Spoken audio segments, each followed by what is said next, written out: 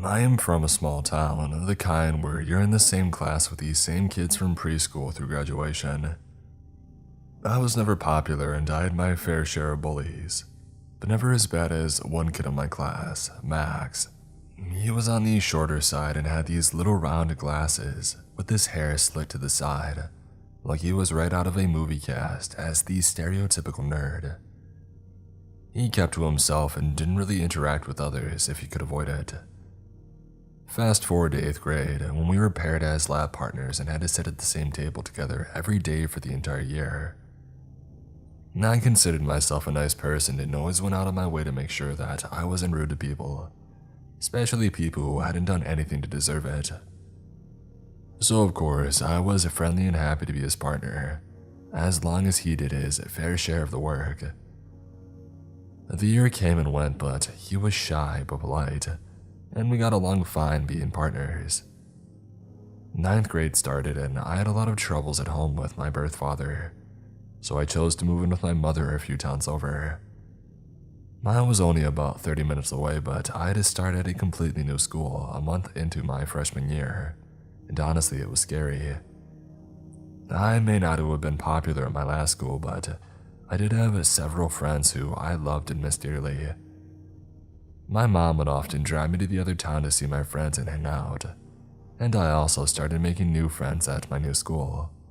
It was a good setup, and I continued this way until I was 16 and I could drive myself. I never heard anything from Max, and honestly, I had kind of forgotten about him. That was until my junior year of high school. I started casually seeing this other guy, Jack, from my hometown, and he had asked me to go with him to prom. I was excited and happy to say yes, as I would get to spend the night with him and my friends from childhood.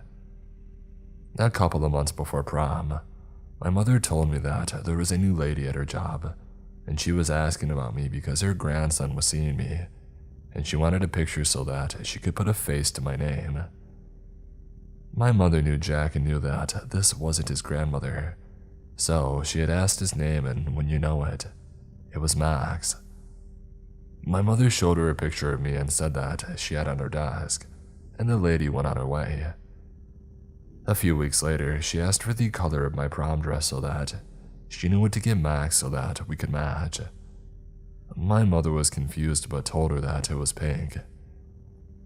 About 2 weeks before prom, some of my friends from my hometown told me that Max had been telling some people that we were going to the dance together and that he was so excited. I thought this was creepy, but I didn't put too much thought into it.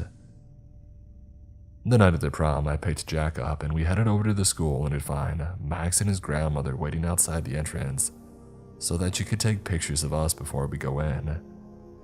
Now, I was not one to disappoint people, so I politely took a couple of pictures with him as my actual date stood off to the side and waited. If Max's grandmother was confused that I had another date, she didn't show it. The rest of the night went smoothly, and Jack and I had a great time. We didn't see Max anymore, and I assumed he had left. Other than his grandmother telling my mom that he had lost my number and tried to get it for him, which she thankfully didn't do, I didn't hear much from him until we had graduated. I went to a state college and had heard that he had gotten into a well-respected private university. Everything was fine for the first few weeks of college, and then I ran into him. He had caught me on the way to class one day.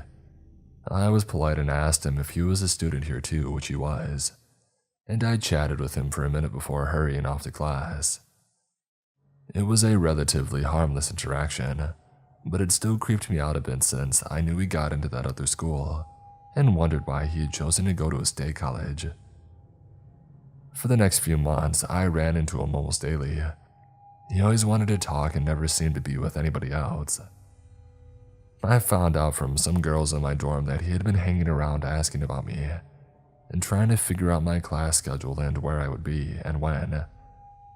He also told them that he was my boyfriend, and he had passed up a scholarship to another college to come here and be with me instead. They figured out that he was lying when they never saw us together for long periods of time, or him being up in the rooms with me, and they stopped answering his questions. I left at the end of the semester to move home and take classes at a nearby school. I did not tell him, obviously. The following year, I got married to my boyfriend from my senior year of high school. Dumb, I know. Anyway, we were in a small town which is in the same county as my hometown for a fair while shortly after the wedding. While walking around and enjoying ourselves, I see Max staring at us at the end of the block. It was the first time that I had been genuinely fearful of him, as the look on his face was nothing short of hatred. I tried to ignore him and went about my night, seeing him a few more times, always with that look on his face. The next few years passed by with me hearing nothing from him at all. I didn't even know if he still lived around the area or not. I found out a little while after that he did, when I started working at a clothing store in town, and he would stop and sit in that dad chair next to the door for all the guys to hang out in while their people shopped. I mentioned it to my manager because of our history, and the fact that he would stare at me constantly while sitting there, but he always came in with a girl, and I later found out that it was his sister, so they didn't think too much of it. He never spoke to me, just stared. When I was in my mid-20s, I moved to a city in my home state but was still several hours away from my small town. I'm 30 now and I'm doing well in life. Other than a random Facebook friend request, which I rejected, I haven't heard from him. I hope that it stays that way.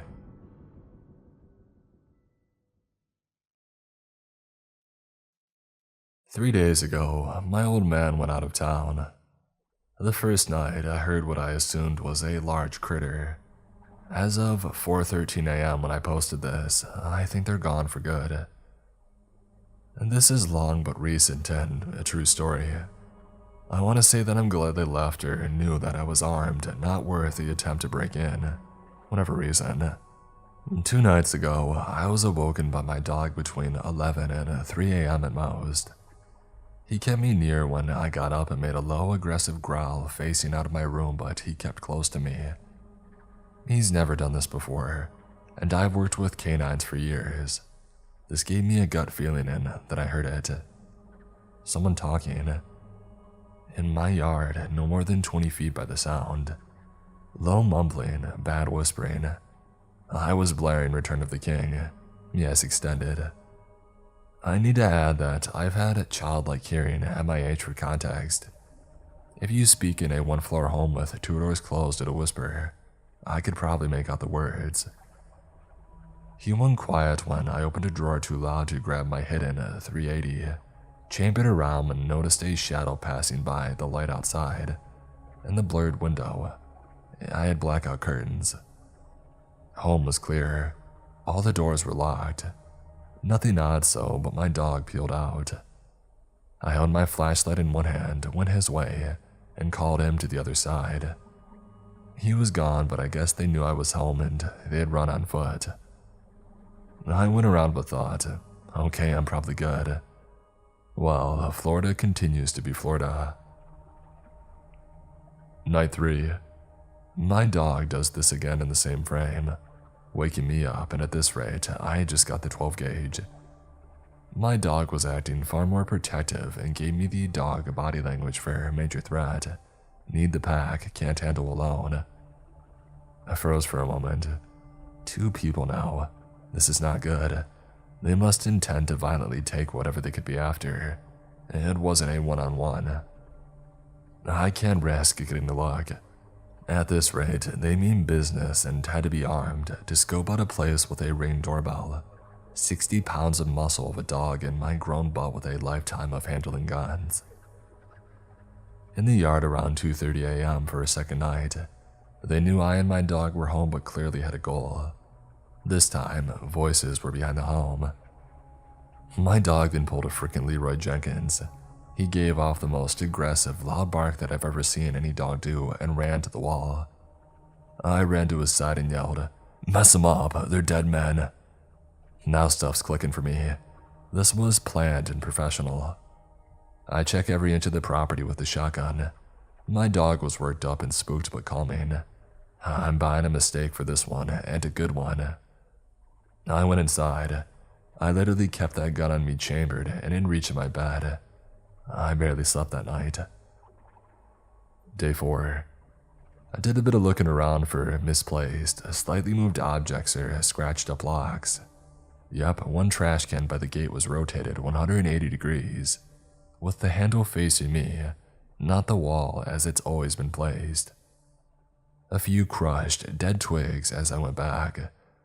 The head chair was turned and moved to the right.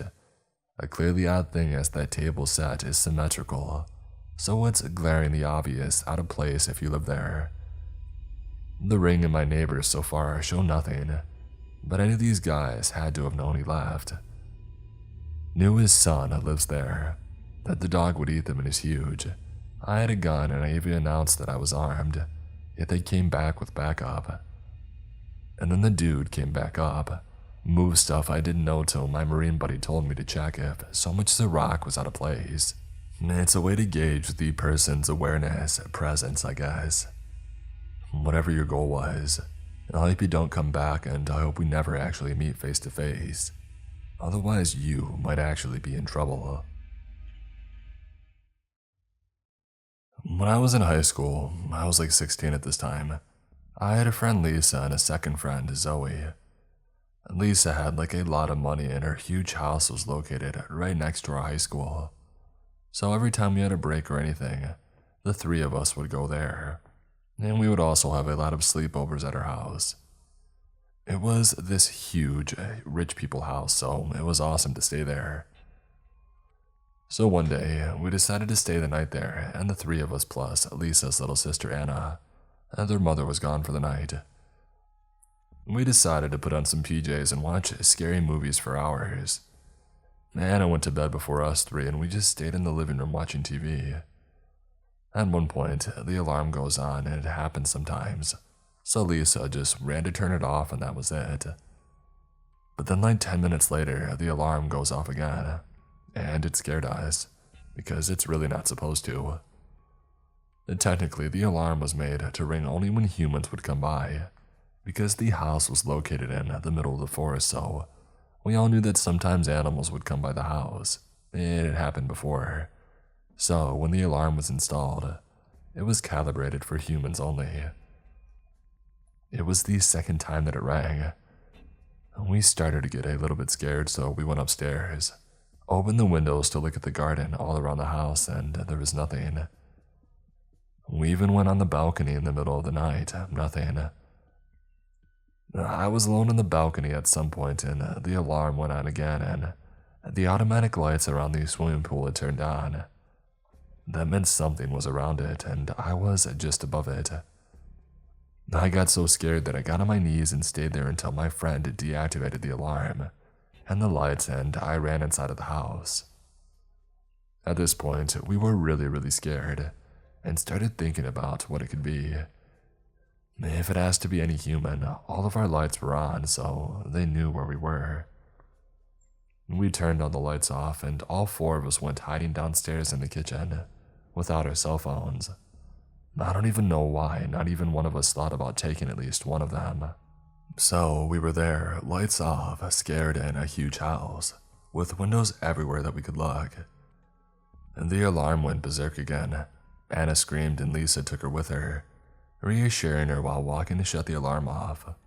Like, turn it off once and for all. So I was in the kitchen with Zoe only, and we were just looking around us. The alarm was upstairs, so the two girls were far away from us. At some point, we heard footsteps right beside us, like right on the other side of the wall in the garden. It was fast, not scared, just fast, like the person knew where they were going. So we froze and waited in the dark, and then jumped when something, well, someone, it was obvious, walked by the door or the window right in front of us. We think it was a he, had a light, but it was another light that allowed us to see a silhouette. So there were at least two, running around the house for about at least 20 to 30 minutes. An extra detail, but this door was, like I said, a window door, and there were Venetian blinds on it, but of course they weren't closed. We were still not moving, and the girls upstairs were so scared that they stayed there. At least that's what they told us. Suddenly, one voice and then a second one. I was unable to understand anything, but I heard it. And Zoe and I were blinded by a sudden light right at our faces. We were literally not able to move, scream, or talk. Not anything we could have done was possible. We were just frozen in fear. The light stayed there, and someone was seeing us through the blinds. Someone was watching us, being scared, and was just staying there. Suddenly, we heard a hard sound in the front door, which was closed. Zoe didn't move at all, but I don't know what took me. It just woke me up, and I crawled to the door in front of me. The back door, closed the blinds, and just holded the door in place in case the guys on the other side tried to force it. Honestly, I'm small and thin. My little body was useless there, but I did it anyway. The one at the front door was still trying to enter. Zoe was still not moving. The two girls upstairs doing I don't know what. And the one, just a glass window away from me, started hitting it, trying to force it in. It was closed, but I grabbed the handle and hung there for a while he was hitting it and trying to open the door. All this lasted hours on my head, but it was probably only a few seconds. At one point, the hits at the front door stopped. A few seconds later, the other one in front of me stopped as well. Then the lights just moved fast everywhere. The alarm did nothing, so it was disabled as wanted, and there was nothing. Zoe and I just slept in the kitchen, and the two sisters were upstairs. Nothing happened at all, and it was over. The next day, Lisa and Dana's mom came back home. We told her everything and got yelled at a bit because we didn't call the cops. I took it wrong at that time, but I understand now why she got upset. She called the police, who went to see the house and discovered footsteps all around it. Some muddy footprint marks on the front door. They said that they must have tried to kick the door in. And that was it. They told us that it had to have been some guys who were just doing some recon. You know, when they just walk around the houses to see how to rob it. It was pretty common in this area. There are a lot of really big and beautiful houses filled with expensive things. The only thing that I'll never be able to explain is why they started being so aggressive. Originally, they were just walking around and scoping at the house, but I think that if they were trying to see something or just look things up, they would have left when they realized that we were inside. Or at least left when that guy saw us in the kitchen. Well, they didn't. The moment they saw us in the kitchen, they didn't see the two sisters. They started being aggressive and trying to force the doors to enter the house where we were. I don't know if they really wanted to rob the house, and I never will, and honestly, I don't want to know. I didn't spend any more nights at this house. I got so scared that they would come back again that I couldn't sleep there. Lisa got a bit mad, like she didn't understand, but from what she told Zoe and I, she didn't see them. She just stayed upstairs with her sister. I understand it, but I wasn't able to stand the fact that she couldn't understand how scared I was as well. Okay, so this happened probably around 2002. I had moved to Belfast from London, and I would have been like 11. I'm 30 now. Anyway, I lived in a new area. A lot of houses were being built, and they were all massive and beautiful, despite being in a terrible area that I thankfully no longer live in. I was with a friend called Dave when we were looking for my sister, and we go around the corner from my house down where they're building a bunch of these houses, and it's pretty dark out. I would say it had to be around 10 or 11 at night. I don't really remember why we were actually looking for my sister. I don't even think she was around. Anyway, we were walking past houses that looked pretty much finished. We're chatting, and a guy randomly shows up out of the blue behind us and grabs a hold of me. Dave, by this stage, is completely petrified and runs away crying and climbs over a fence. He completely ditches me. The guy is very casual despite being creepy, and I'm not as freaked out as I should be. I assume that he's a provie, which is someone who watches these streets in West Belfast. He's got a hold of me, and it's like when you've been caught in a place you shouldn't be in. I expect him to just be like, "You shouldn't be here at night while we're patrolling the streets." But suddenly, we go to a house which isn't completely built yet and nobody lives in it. Well, I think. I'm literally standing inside the basement looking house while he's outside phoning the police. I assume that he's fake calling the cops. The conversation sounds fake, and he sounds like he's just trying to scare me, and he is. I get really freaked out now though, because upstairs, there's like this constant tapping sound, and it can't be a builder by himself at like 11 p.m., right? It sounded like someone was locked in something trying to get out, and that scared me. It was the speed of the sound, as if they knew I was in the house. It sounded like they were trapped upstairs or something. And suddenly he's off the phone and he's like, "Okay, the cops are coming to your house soon, leave now." I'm thinking, nah, not really. I didn't give you my address, but at the same time, I was freaking out because maybe this guy knows the streets and where I live. So that entire night, I was just looking at my window hoping no cops would show up. They didn't in the end, and he obviously did all of that just to scare me, but why? This situation for me is scary because a guy randomly grabbing a hold of you in the street in pitch black darkness is freaky, regardless of whether or not it's a building site, and I probably shouldn't have been there. He could have put me in a room and locked the door, had someone do stuff to me or something.